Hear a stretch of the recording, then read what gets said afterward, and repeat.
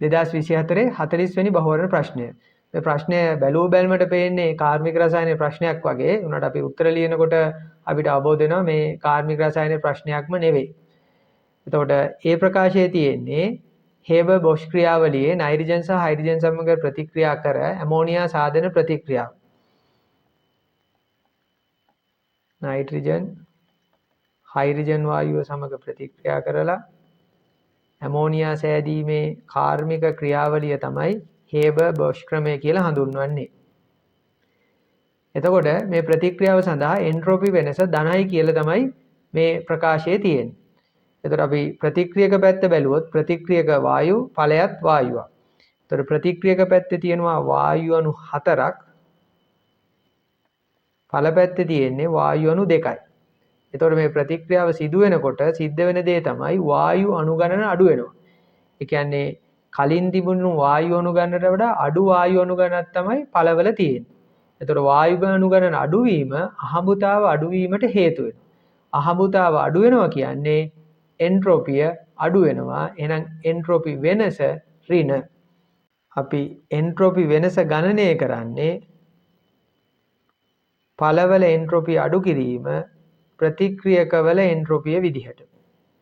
එතකොට ඵලවල එන්ට්‍රොපිය අඩු නිසා අහඹුතාව අඩු නිසා ප්‍රතික්‍රියකවල එන්ට්‍රොපියට වඩා එන්ට්‍රොපි වෙනස ඍණ අගයක් ගන්න. ඒතර අපිට පැහැදිලි ඒ ප්‍රකාශය අසත්‍යයි. එතකොට මේ ඒ ප්‍රකාශයේ සත්‍ය අසත්‍ය බව තීරණය කිරීමට අවශ්‍ය දැනුම ලැබෙන්නේ ශක්ති විද්‍යාව පාඩමෙන්. එතකොට ශක්ති විද්‍යාව මාස්ටර් ක්ලාස් එකට අපි ඉගෙනගෙන තියෙනවා මේ වගේ ප්‍රතික්‍රියා දුන්නාම ඒ ප්‍රතික්‍රියාවලදී සිදුවන එන්ට්‍රොපි වෙනස ධනද ඍණද කියලා තීරණය කරන ආකාරය ගැන. B. හේබර් බොෂ් ක්‍රියාවලියේ නයිට්‍රජන් හයිඩ්‍රජන් සමග ප්‍රතික්‍රියා කර ඇමෝනියා සාධන ප්‍රතික්‍රියාව තාපදායක වේ. ඒක අපි දැනගෙන ඉන්න ඕනේ මේ ප්‍රතික්‍රියාව තාපදායක ප්‍රතික්‍රියාවක්. ඒතර අපිට පැහැදිලි B ප්‍රකාශය සත්‍යයි. C. ක්ලෝරිනීකරණයට පසුව ඔක්සිකරණය මගින් රූටයිල් වලින් සංශුද්ධතාවයෙන් යුත් ටයිටේනියම් ඩයොක්සයිඩ් නිෂ්පාදනය.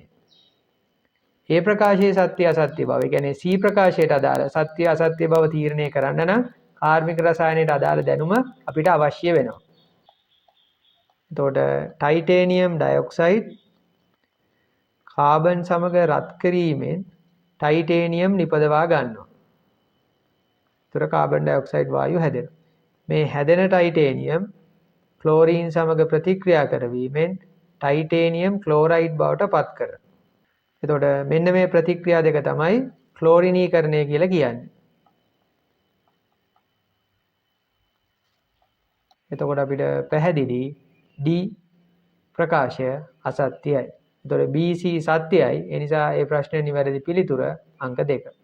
එතකොට දුවලට පුතාලට පැහැදිලි ඇති මේ ප්‍රශ්නේ බැලුව බැලමට කාර්මික රසායනයේ ප්‍රශ්නයක් වගේ පෙනුනට කාර්මික රසායනයේ સિદ્ધාන්ත අවශ්‍ය වුණේ නැහැ. C ප්‍රකාශය අරුණාම අනෙක් ප්‍රකාශවල සත්‍ය අසත්‍ය බව තීරණය කරන කාර්මික රසායනයේ අදාළ දැනුම අපිට අවශ්‍ය වුණේ නැහැ.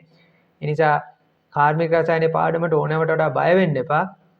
ඒ පාඩම ඉක්මනට ඉගෙන ගන්න. ඊට පස්සේ මේ වගේ ප්‍රශ්න වල පිළිතුරු ලියන්න පුළුවන් වෙනවා.